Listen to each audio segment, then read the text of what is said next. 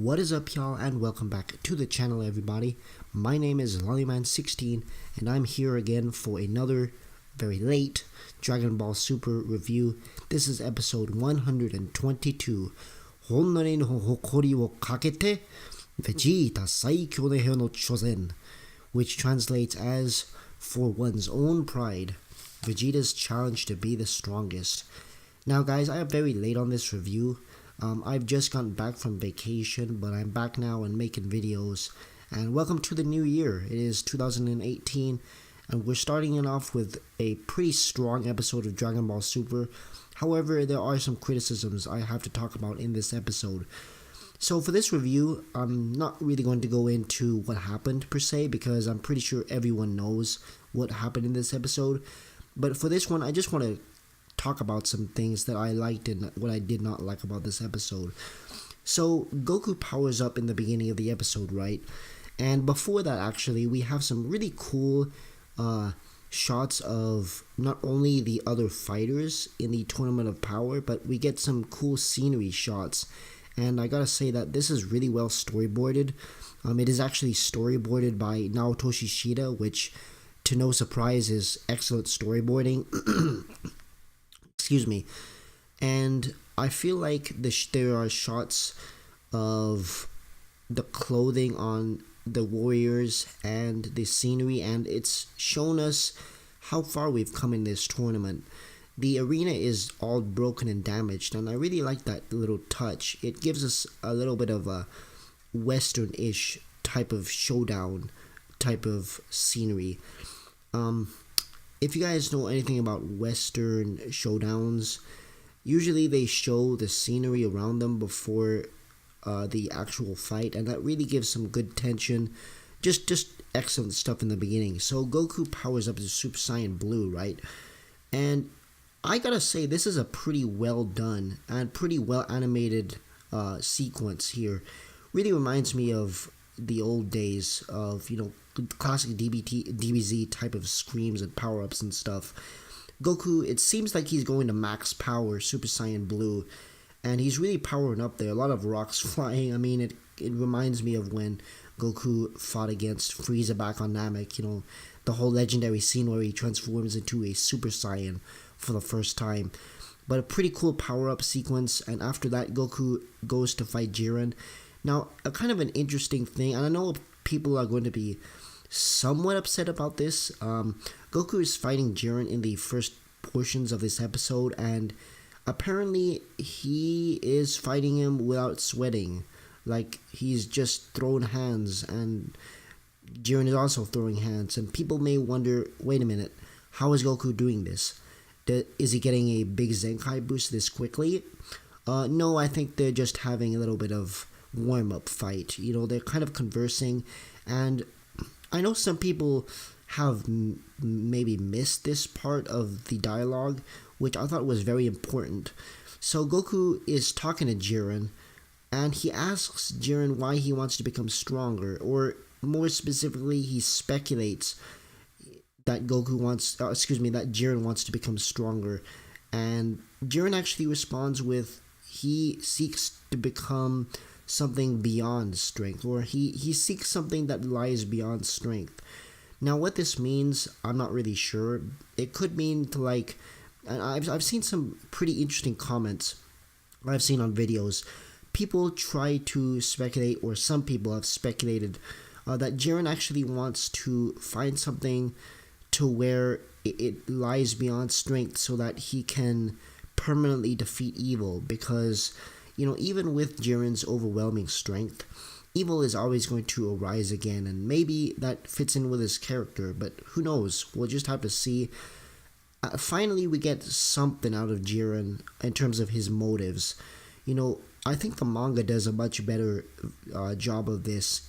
I mean, the manga only has one chapter out so far of the Tournament of Power, specifically regarding to Jiren, anything of Jiren's character, and it's done a very good job of, showing actual motives for Jiren, where in the anime, it's not, and it's kind of vague and not really fleshed out. I feel like the same thing occurred with Hit, with a cube, We're not really sure why Hit wanted the cube in the first place.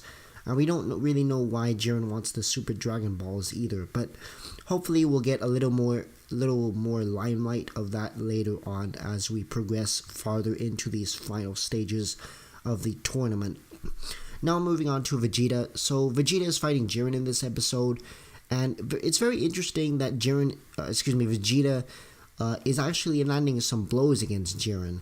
Now, whether this means that Jiren will become weaker and Vegeta will obtain Migate no Gokui or Ultra Instinct, I don't think so, because I'll talk about that later.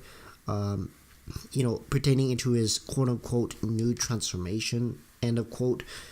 But Vegeta is pretty impressive in this episode, and I was expecting Vegeta to be knocked his ass out in the first few minutes, but no, Vegeta, you can't mess with my boy. You can't mess with the Prince of All Saiyans.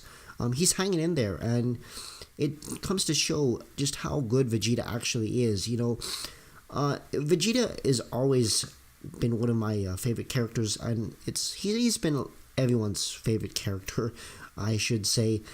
Besides of like maybe Future Trunks, but Vegeta, he is a veteran fighter. I mean, look at back in DBZ, Goku versus Vegeta, the first fight. Vegeta's skills, techniques, and abilities, and just combat prowess is amazing. Like, he should not be a warrior to be trifled with. I mean, it's still Vegeta at the end of the day. And yes, he did get defeated by the end of this episode, but he was able to hang in there pretty well. Now, some of the criticisms I have to say about this episode, I will say that in this episode, and I've watched it a few times, I found this episode to be too linear. Like, they literally repeat the same stuff that happened in the Cell fight. Vegeta versus Cell is very similar to Vegeta versus Jiren. Whether that's a nod to or kind of a reused storyline, reused plotline, I'm not really sure. At least in this fight, Jiren is showing some signs of life, where in the Cell fight, he was showing practically nothing. And of course, you have to kind of do this, and I mean, at this point, it makes sense for Vegeta just to job to Goku, because that's kind of what they're planning to do with this arc. That's kind of what the finale is heading towards. It's going to be Migate no Gokui, Goku versus Jiren, the final battle. That's pretty much what's going to happen. Unless they make a big turn, I don't know. But, it's kind of sad to see Vegeta job to all these bad guys. I would like to see Vegeta get a win. But Vegeta, or why do I keep saying Jiren? Vegeta is very impressive in this episode, no doubt, and the animation really backs that up. I really like the Yuya Takahashi sequences. We got some earlier stuff from Hirotaka Ni, who is I believe he's a supervisor also for at least the first portions of the episode. Overall, very, very well animated episode, and very, very detailed on the art as well, as Yuya Takahashi really brings back the old school vibes of Dragon Ball Z, and I wish he was a regular supervisor, but unfortunately he is not as of now. But this episode really, it focuses on Vegeta a lot, and Vegeta is a great guy. I mean, he landed a blow against Jiren, and then later on, he's actually pressuring Jiren, going on the offensive. Now, some people may dislike the power scaling. I mean, at this point, why would you guys even mess with power scaling at this point?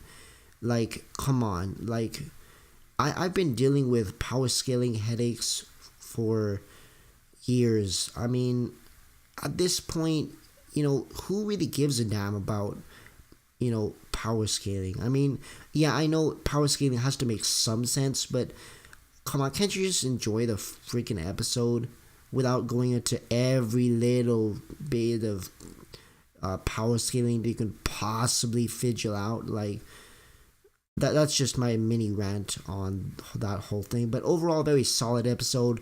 I wish we had a little bit different plot lines with Vegeta regarding the fight, because it really seems like they're just completely taking the plot lines from Vegeta versus Cell back in the Cell games. I mean, Vegeta in this episode, he literally repeats the same dialogue as he did against Cell when he's doing his final flash. One more thing I have to say in this episode. Vegeta, yes, his character doesn't change at the core, but he should change somewhat. He should be a little bit wiser now. I mean, at the end of the final flash, he was literally laughing. Like, come on, Vegeta, you know this is sometimes, it's not gonna work. I mean, Jiren is just way too powerful, and you should know by now that you should be a little bit wiser by now, a little bit, your character should be a little bit better in that regard, and I don't really like that part about at least the anime. Who knows, maybe the manga would do it better. But anyways, that's my review on Dragon Ball Super 122. Overall, solid episode, excellent art animation wise, it's top quality, Yuta Takahashi bringing it back. The only criticisms that I have about this episode were, well, the plot line and not really much of the power scaling, but it's mostly the plot line. But overall, very solid direction, and can't wait for next week. Now, one quick thing I have to mention is Vegeta's quote-unquote new form, and we do have a new ending for Dragon Ball Super. It is by 1 pixel. It's called Lagrima, and it's kind of a blander musically wise, and the art style, I believe it's supervised by Yamamuro, so again, art wise it's kind of bland too, and just overall I think that ending 10 was the best and a much better ending. But we do get some pretty interesting stuff with Vegeta that a lot of fans are pointing out, especially when it comes to Vegeta's quote-unquote new form, and that he's going to surpass Super Saiyan Blue. So hopefully it will be it won't be like, I know some people are going to say it's an ass pull or whatever. I don't think it's going to be that. I like it because Vegeta is going to get a separate form different than Migate no Gokui. So he's going to do his own thing. I really like that. And yeah, I don't know if this form is going to be stronger than Ultra Instinct. Probably not. It might be on the level of like Kaioken Blue, which makes sense at this point because Vegeta is so far behind. He doesn't even have Kaioken, and then Goku has Ultra Instinct on top of that. So it's great to see Vegeta get some shine and love again. Anyways, guys, that's episode 122 of Dragon Ball Super. Thank you all for watching. Hopefully, I will post more videos coming up, but I do have college to attend to. So, anyways, I will let you guys know if I'm posting more content. Thank you all for watching. Stay tuned, everybody. Stay awesome, and have a good one.